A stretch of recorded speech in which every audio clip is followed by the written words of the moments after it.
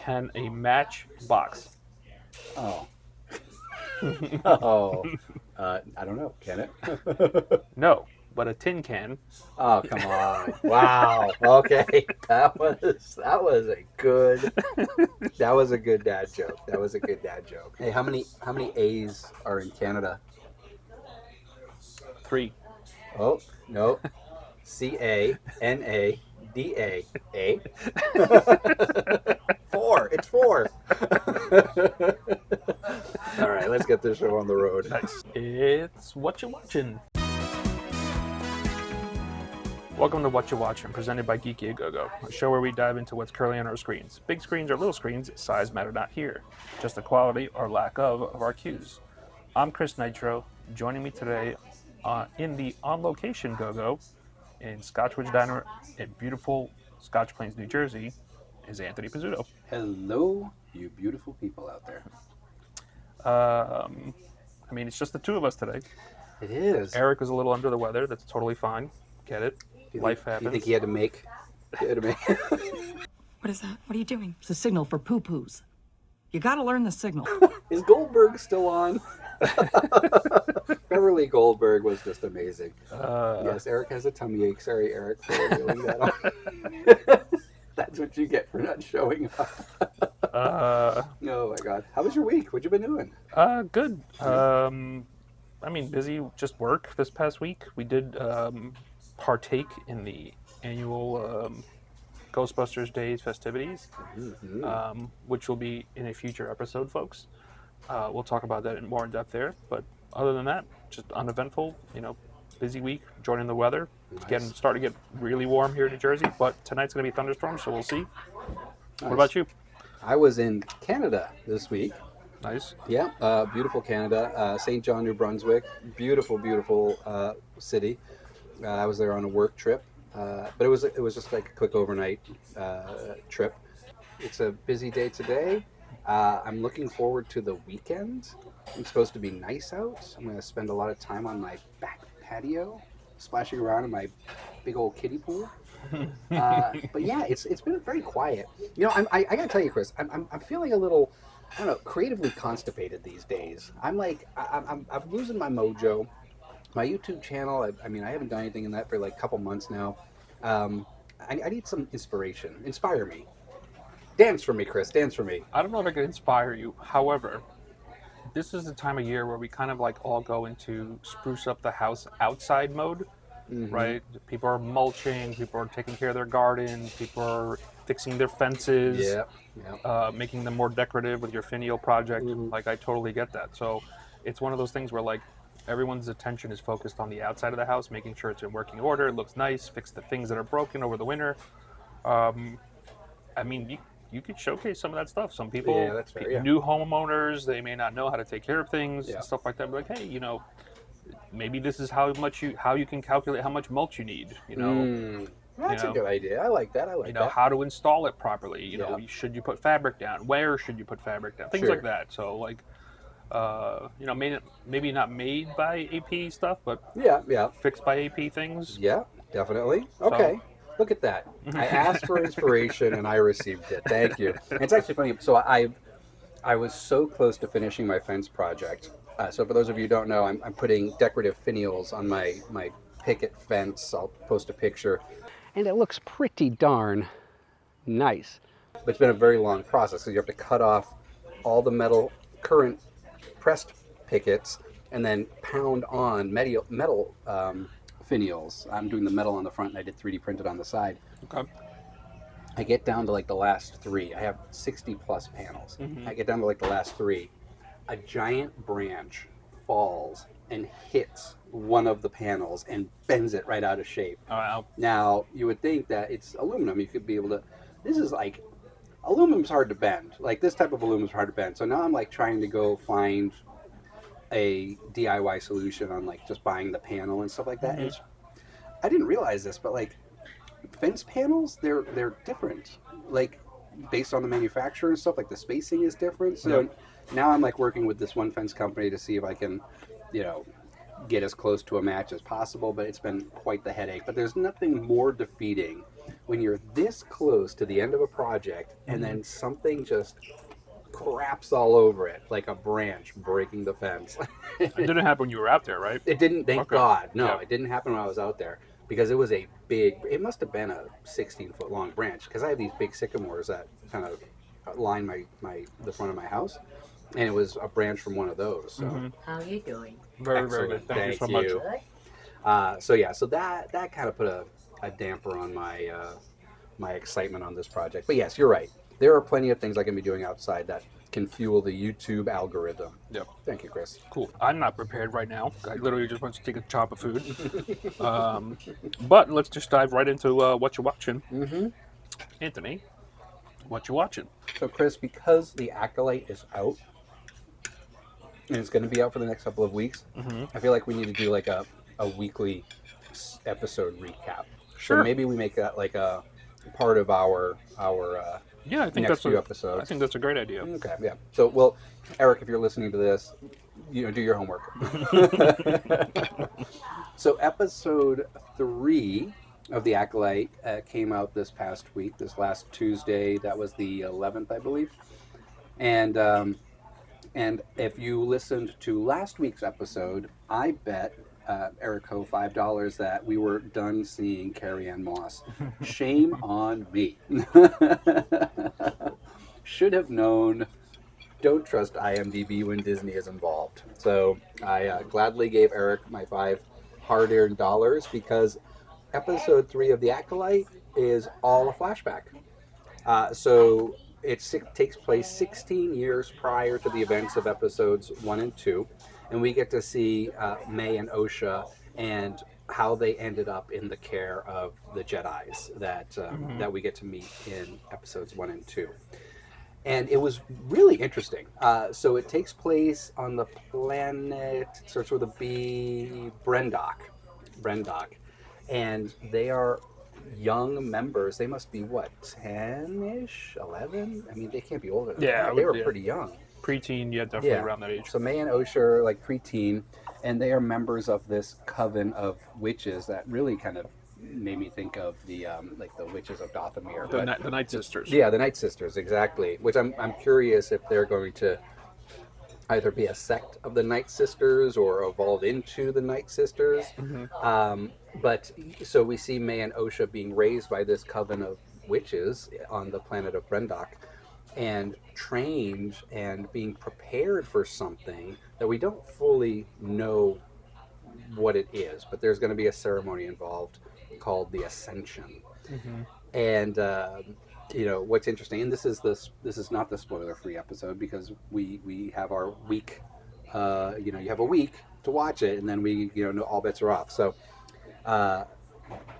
what you get to see though is the relationship of May and Osha at the very beginning, and how much like any siblings, they annoy the hell out of each other. And they're poking at each other and driving each other crazy. And one is trying to be something and trying to bring the other along with them when they don't want to. I think they did a great job of portraying the natural behavior of siblings and how dysfunctional siblings can be, especially, not that I have twins, but I feel like there's a lot of twins in my universe these days, seeing what that's like.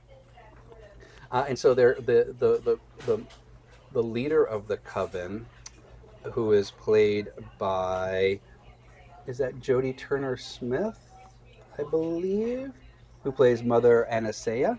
Yes. Jodie Turner-Smith. She is, in essence, the mother of May and Osha. They start the ceremony. May is bestowed upon with this whatever ascension thing is, and as they're about to ascend Osha, the Jedi arrive. And the Jedi come and they ask, we hear you're training children, and the witches say there are no children here. And then the Wookiee Jedi, through his power of foresight, uncovers that there are children. Anyway, we start to see the divide of May and Osha going their separate paths, where May wants to stay with the witches of Brendok and Mother Anastasia, but Osha has a different path. And in the episode, we see Carrie-Anne Moss as Indara, We see Junis Suotamo, I think that's how you say it. Yep. yeah, as Kalnaka, the Wookiee Jedi. Master Soul is there, as well as Master or Padawan Torben, who is the 8-year-old dressed in daddy's clothes. He's a lovely actor, but his face and that beard, You that didn't was like the just- beard, but he doesn't have a beard. He though. doesn't have the beard. No, he looks age appropriate in episode 3. Episode 1 and 2, not so much. But they come and they want to put the girls through the trials, and Mother Anastasia, has asked them to lie in no uncertain terms.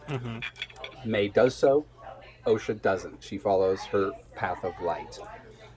Anyway, through a bunch of series of unfortunate events, May gets really mad, burns the place down, and disappears. But the Jedi grab Osha before anything major happens, and the episode ends. I'm maintaining my enjoyment of this show. I'm maintaining my enjoyment. I think last episode, I forget what we gave it for. I think it was a collective 3.25 or something like that. I'm still keeping it at a hard. I'm going to do a 3.5, a hard 3.5, because we're still early on, so there's still room for improvement and disappointment. But I'm still thoroughly enjoying it. I have very few nitpicky things about this episode that I didn't like, but I did love seeing a new breed of witches. Because we've seen the witches, the Night Sisters in Clone Wars, and we've seen them in Ahsoka now. So it was nice to see this new sect of witches. But I'm also really, and this kind of goes into kind of speculation mode, I feel like, do we know in canon when the Sith started? I do not. I think I do have a copy of the Timelines book. Yeah, okay. I think it does list either a general time frame Yeah, okay. or something specific, but I remember seeing it. Oh, okay. So, according to Wikipedia, and I have the Timelines book as well. I'm going to double check this. But it says it was the Sith were formed around 5000 BBY, which, for those of you not in the know, BBY is the before Battle of Yavin, which is Star Wars Episode 4. Okay, so we're 100 years BBY. We're 100 years. I don't know. So I haven't looked at this definitively. Yeah. But what I've heard definitively was this is 100 years before the Empire, Before the Empire. Okay. right? So is it the Empire in the beginning or the end of Episode 3? Or are they considering it Episode 4? Our quote-unquote first introduction to the Yeah. Empire? So it's somewhere between 80 to 100 years Okay, gotcha. prior to Episode 4 is what I'm saying. Okay, I get you. Okay, so we will find out when the Sith were actually developed, and I'm asking the question because there were a lot of things during the ceremony that made me think Sith. For example, the chanting that they were doing was something along the lines of like the power of the one is the power of the two, or something like that. And we know in the Sith culture that it's the rule of two. There's the master and the apprentice. Yep. The light and the darkness, and so my speculation, and I'm going back to Plagueis. I feel like we're going to see Plagueis come out of this somehow. Whether it's May is Plagueis, or Anastasia is Plagueis, Mother Anastasia is Plagueis, but I have a strong feeling that the ceremony that they were doing was embodying them with the power and the culture of the Sith, with this kind of rule of two ethos. And that's what really excited me. What also really, and again, this was not explained, but I'm speculating again now, is we're going into, we're seeing what, because Torben makes a comment in episode 2 about, I didn't realize what we were doing, or something like that. So at the end of episode 3, the Coven's headquarters burns down, in essence, and the Jedi grab Osha and to rescue her. I wonder if the Jedi are not all they're cracked up to be. Like, I wonder if the Jedi burnt that place down to take the kid or kids. I don't disagree with you. I did find it very far-fetched that this one little flame, I shouldn't say little, because it spread very quickly, and I Yeah. didn't understand how that happened in a cavern-like type of dwelling. Right. But when May, sets fire to the door to prevent her sister from running off, literally the entire place burns down. So I have Carrie type Mm. Ooh. feelings about the whole thing. Yeah. Carrie's a pyromancer, but for lack of a better term, I don't know. It's very questionable. To your Jedi point specifically, people who have really invested themselves in the Jedi and whatnot, it's a time. People have always associated the Jedi with like good, right? But if you watch a lot of Star Wars, or you imbibe a lot of Star Wars, because there's comics and books and all these other things, there's a gray area, right? And we learned that. I would say we learned that firstly from Qui-Gon, right? He didn't want to do exactly what the council said. He was taking a risk doing some things, and so the term a gray Jedi, right? Kind of arose from that time frame, right? Where we get introduced to Qui-Gon. It's like we're doing morally ambiguous things, whereas one of the Padawans in the first, I shouldn't say Padawan, the Jedi Knight, I forgot his name. He's very rule driven. It's like, this is the Jedi way, this is how we do things, and this and that, and the other thing. It's like you're being the extremely good rookie cop, Sure. Yeah. right? Yeah. As a brand new Jedi Knight. Yeah. Whereas some of the older Jedi, or like more experienced Jedi, they're like, you don't really, you can bend things here and there, like, and so we see in episode 3, Carrie Ann Moss's character, she kind of says like she has to make the decision by herself. But then I forget all their names. I'm terrible at this. The guy kind of influences her just a little bit, saying, if you really want to, you can tell the truth. Right, so that's an influence, right? That's not strictly Jedi way, and you kind of see Carrie Ann Moss's character just kind of like, Sure. she's like, what is he doing? Kind of face, like we shouldn't be doing this, and she's letting it happen. Gotcha. Yeah. Yeah. So I agree with you that yes, the Jedi aren't exactly the bastions of light that we think they are. Master Soul is the character you're thinking. Okay. Yeah. So do you? Because I think you gave it a 3 last time. Do you maintain your 3? Is it going up, down? Maintaining the 3. Yeah. Anything that you didn't like about this episode? No. I mean, it's we're partway through the journey, right? We're not like, you can't definitively say I didn't like this, I didn't like that. Maybe they could have explained things better, but the story's not done, right? I mean, things are unexplained, right? And maybe they'll never be explained. We'll never know. Sure. Yeah. I don't know how many seasons this is going to run. Right. We don't. It may be this one season. We're done. Who knows? I hope it isn't. I like Star Wars. I keep saying this over and over again. All Star Wars is good Star Wars. Yeah. It's a new story. It's a new timeline, and I'm excited about it all. Right. So, yeah, I couldn't say definitively I didn't like this or I didn't like that. Okay.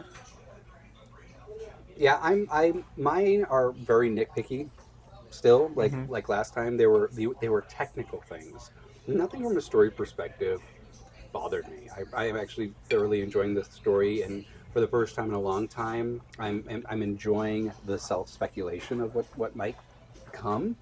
I feel like this is like making me a fan again, which is of the new stuff. I'll never not be a fan of the originals, obviously. But like technical things, like The one thing that really bothered me was the music during the Ascension ceremony.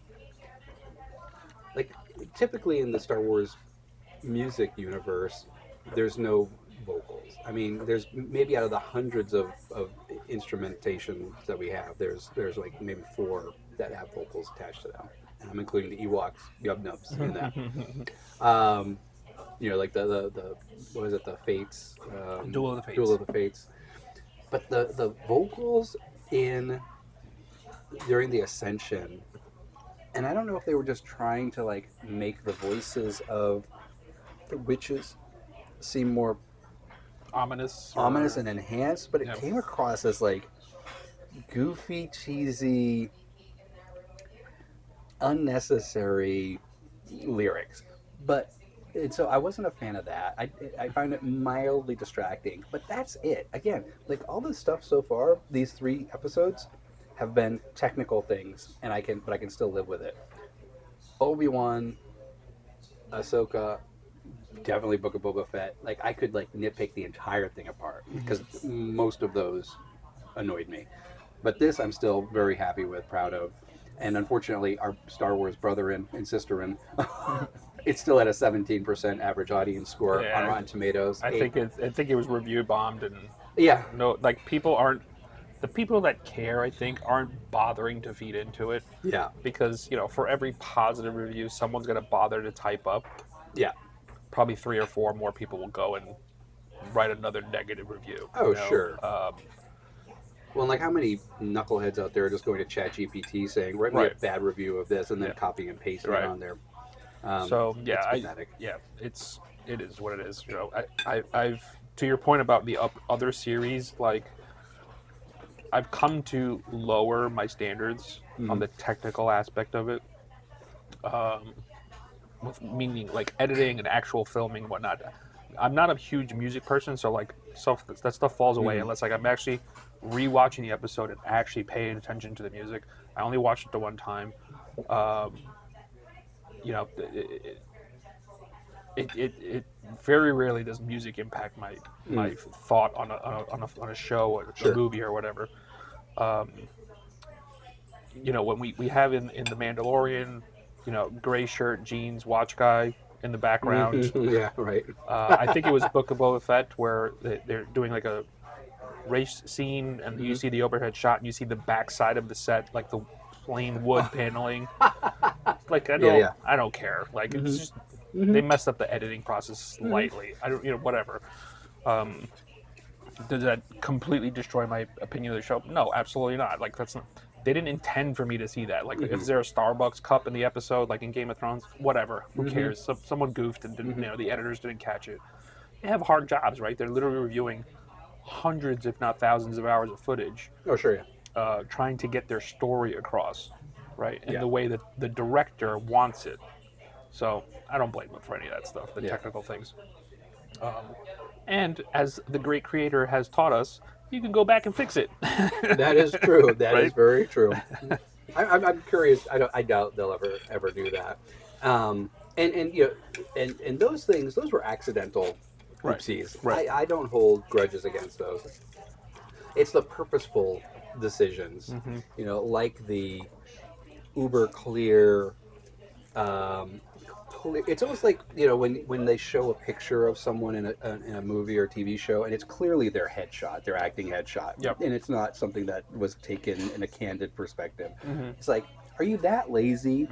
Go outside, take a quick snap on your phone, and get it printed at CVS, right? Right. Don't grab their headshot off of IMDb. Same thing with the effects feedback that we had in the last episode. But still enjoying it, still loving it. Can't wait for next Tuesday. Tuesday the 18th is the next episode 4. Okay. So we'll talk about that in our next episode. Nice. Cool. That was great. Looking forward to the next ones whenever I can participate. How about we move on to our regular watching? Anthony, what you watching? Okay, what am I watching? Am I going to start with the good one or the bad one? Whatever you want to do. All right, so this has been in my queue for a while. It's called The Block Island Sound. The island is a totally different beast this time of year. What's going on down at West Beach? Well, got a bit of a fish problem. A lot of strange activity lately, man. Hear about all them dead fish? What about Andy Gould's catch a few weeks back? Dead fish? Birds. Something's wrong. Something with the island. You know it, I know it. I want to get to the bottom of it. You got to get him away from there. Pretty soon, someone's going to end up hurt. Emily, listen to me. It's only gonna get worse. Somebody's gonna end up dead. You hear me? Harry! Get me out of here. Get me out of here. Get me out of here. Get me out of here. Oh, no, no, no, no, no, no, no, no, no.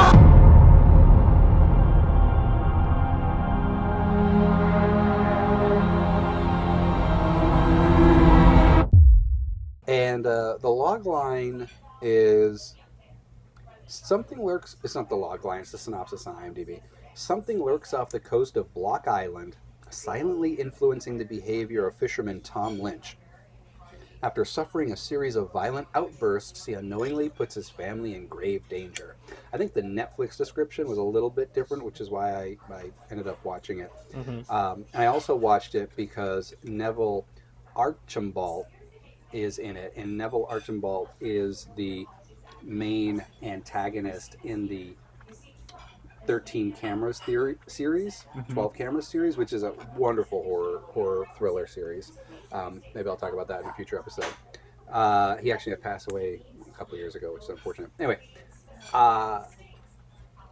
it's a horror mystery sci-fi, which is why I wanted to watch it. Started out strong with creepy island vibes. In the end, it just was one big disappointment.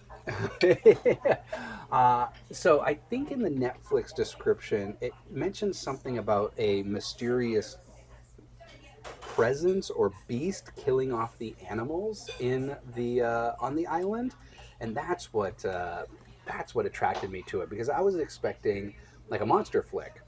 Monster flicks are fun. Actually, I'm going to pull it up now. Block Island Sound.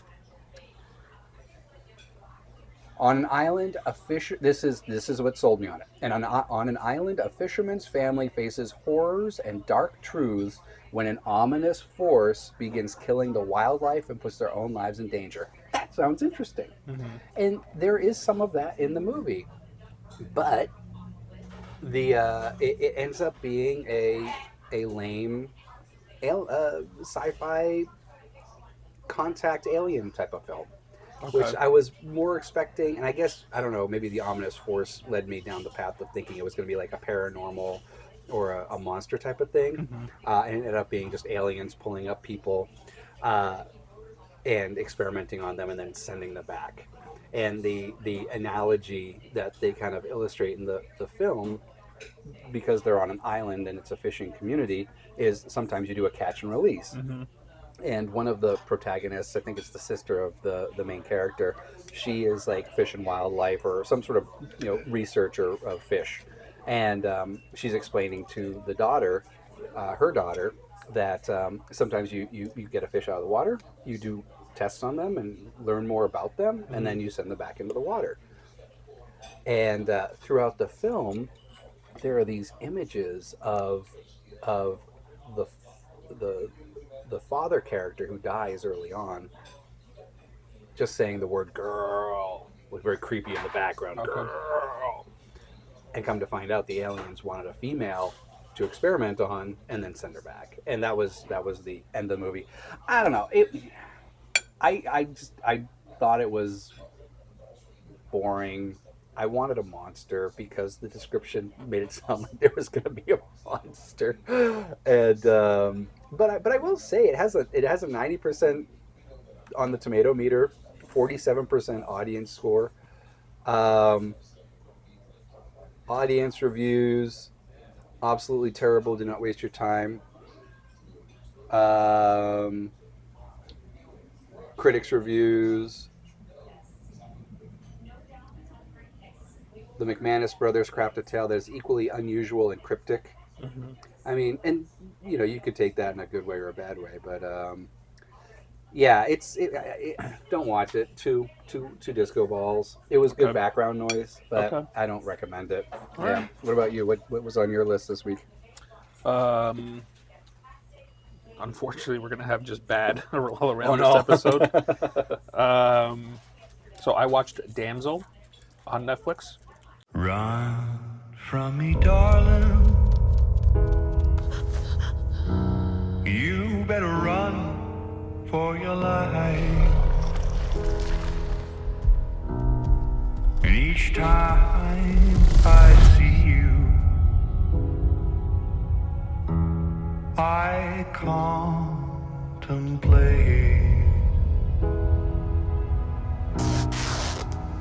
Run from me, darling. You better run for your life.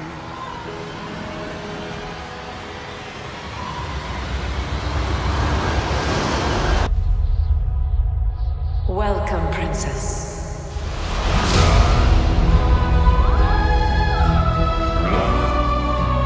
For generations, it has been our task to protect our people.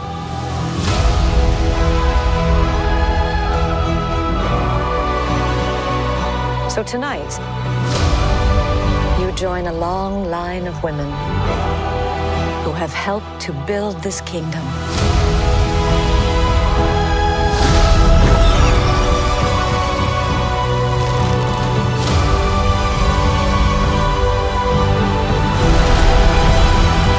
The price is dear.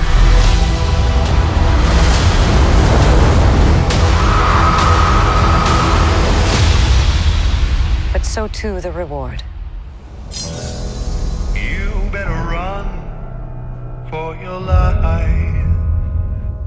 Okay, yeah. Starring Millie Bobby Brown. Just something I thought would have been fun. So spoiler alert, folks. I thought it would have been fun. Something for the kids to watch. I think it was rated PG or something like that. So I was like, oh, you know, the kids, PG-13 is what IMDb is telling me. Something the kids could get along with, and you know, whatever. And very strong female cast, right? So I was like, oh, this is gonna be a little bit inspiring for my daughter. So Millie Bobby Brown plays the protagonist. Angela Bassett plays her stepmother. You know, I thought there would have been like a typical like Knight's Tale, not the film Knight's Tale, but like, you know, Middle Ages tale of the stepmother's evil and blah blah blah. Sure, yeah. Robin Wright is in it. She plays a queen in another land, or she plays the queen, I should say. And then there is a dragon in the film, played by, I'm forgetting her name, and it's hard to say. I think it's Shore Agdashlu. If you hear her voice, you know exactly who I'm talking about. Very raspy. Did you watch The Expanse? I did not. No. Okay. Yeah, Shore Agdashlu. I'm not doing you justice, madam. I'm very sorry for mispronouncing your name. And she's not, and she go to IMDb, she's not in the top. You have to like go to all cast. It's, really? it's further down. Yeah, okay. And she's credited as Dragon. Ah, okay. So the dragon doesn't have a voice. So basically what it is Millie Bobby Brown plays this princess or something. You know, she's not. Her father's not a queen. He's like a duke or something like of the sort. Okay. She's the daughter of this royal person, and their land is very barren, right? It's cold, and there's not a lot of natural resources, and they can't afford to like upkeep, and they're worried about, you know, the financial stability of the land, whatever you want to call it. So they send. Yes, I agree. So they send an emissary comes from the king and the queen, to their land, and basically she's being called up as a suitor for the prince. And so that she has a heart to heart with her father and this and that, and like, you know, you should do this for the stability of our land, our kingdom, whatever you want to call it. And it would help us out immensely if you marry out of duty instead of love. So she's like, okay, like, well, at least can I go see him, whatever, and I'll do it. Yeah. And fast forward a little bit, like within days they're having a marriage ceremony. All right, again, she's doing her duty and whatnot, trying to help out her family, bring honor to them. It turns out she's actually a sacrifice. Oh, ooh, So okay. literally they have the wedding in like the castle, and then they go up to do like the ceremony to make her a royal. It's some kind of blood oath thing. And Okay. Just delineate whatever. Yeah. And right after she's turned into a royal, right by the ceremony, they literally throw her into a pit. And so the title "Damsel" is damsel in distress. It's a play on that. Sure. And she falls into the pit. She survives this, and she ends up having to like escape through a cave. And in the cave is this dragon, and the dragon barely gets her at some point. She manages to escape part of that. Okay. And then as she's trying to find her way out, she's like finding the remains of other princesses. Right, so this is an ongoing thing, and they discover it's something that they do often. Okay. I should have said the movie starts with a king and a group of knights going to face this dragon centuries prior to the events of the film. Okay. And the dragon basically annihilates everybody, right? But then through the storytelling, you find out like the king actually cuts a deal with the dragon and says, "I'm going to." The king destroys the dragon's eggs, three of her children, which you find out are the last of her line, and the king like cuts a deal and says basically, I will give you 3 sacrifices for the rest of time. Oh wow. Right, and so the dragon obviously outlives all these people, Sure. but the kingdom continues their tradition. So they're basically just getting suckers to come in and say, "Oh, you can marry our prince," and then as soon as it happens, because they have to sacrifice people of royal blood, right? So it's all that. Just I don't want to ruin the end. Obviously, she makes it out and whatnot, but man, it was hard to watch. Just like some of this acting, some of these like you could tell what's happening next. It was very, very like cookie cutter. Like this is what we did, and this is how we took care of things, and and it was just like I said for really strong female characters and actresses too. Both young and old. I shouldn't say old. Experienced. Okay, canceled. All around. Their acting was good, but it was like also bad at the same time. Typical. Almost purposely. Yeah. None of the male casts was really like. Ray Winstone was in it. He's been in probably over 100 films and whatnot. British actor. So yeah, it was like I said, it was. I thought it would have been something very like cool, and maybe it is for children. Yeah. Right, but for me, I was like, nah. So did you watch it with the kids? I did not. I Okay. just wanted to make sure it wasn't like super scary or whatever, because it was like there's fighting here and whatnot, and the poster. I shouldn't say poster. It's on Netflix. Like the poster, the banner for it shows Millie Bobby Brown like really like beat up and dirty and whatnot. So I was like, I didn't know how far this was going to go. It is PG-13, and we've taken him to see Marvel films and whatnot. Right. So I'm wasn't super concerned, but I just didn't know where everything was going. But it's basically like a fairy tale turned really, really bad, then back into Game of Thrones ending with I'm partnered with the dragon now, and the dragon is wiping out your kingdom. Did you? Oh my god, that's hysterical. Right. That's hysterical. Yeah, there seems like there's a lot of tropes that are being borrowed from here. Right. Like I'm getting vibes of almost like there's like Wicker Man or even Midsummer, which is a more recent one, where like you go to this particular locale, and you bear witness to their customs of people being raised and groomed just as part of their culture to be sacrifices to the Midsummer Bounty or to the island's success in Wicker Man. And so I feel like there's a lot of source material that kind of feeds into the trope of the tricked sacrifice, so to speak, which is really it's interesting. It's too bad it sounds like the execution wasn't that great. For whatever weird reason, I thought this was a vampire movie for some reason. So I don't know where I got that from. Yeah. Yeah, okay, so this was on my queue. I'm actually going to remove it now based off of this. Thank you for saving me possibly 2 hours of my life. Yeah. I mean, like I said, it was Millie Bobby Brown, and like I feel like she's a little bit of a someone to look up to for young girls. Sure. She was great in Enola Holmes. It's Enola Holmes, right? Enola Holmes. Yeah. Yeah. So I was thinking it was like, oh, this is gonna be something really cool, something to that, and I was just like, nope, not. This is no longer 11. Like, this isn't the lovable young woman in this film. So yeah, I'm giving it. Like I said, from an adult perspective, I'm giving it 2 disco balls. 2 disco balls. Wow, Right. we are on a roll this episode. Okay, got it.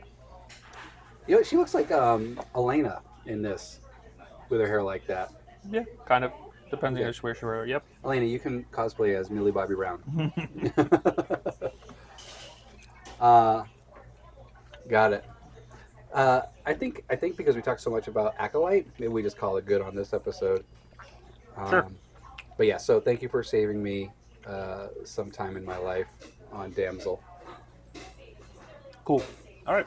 So, do you want more Geeky A Go-Go? Well, make sure you're following us on all socials at Geeky A Go-Go and share with us what you're all watching. Want cool stuff? Want to connect with us on a higher level, like on our Discord channel? Head on over to patreon.com/geekyagogo and support the show. You'll get awesome swag and other perks. If you haven't done so already, make sure you're following us. If you haven't done so already, make sure you're following the show on your favorite podcast platform and leave us a review. Thanks so much for listening. Peace out, everybody.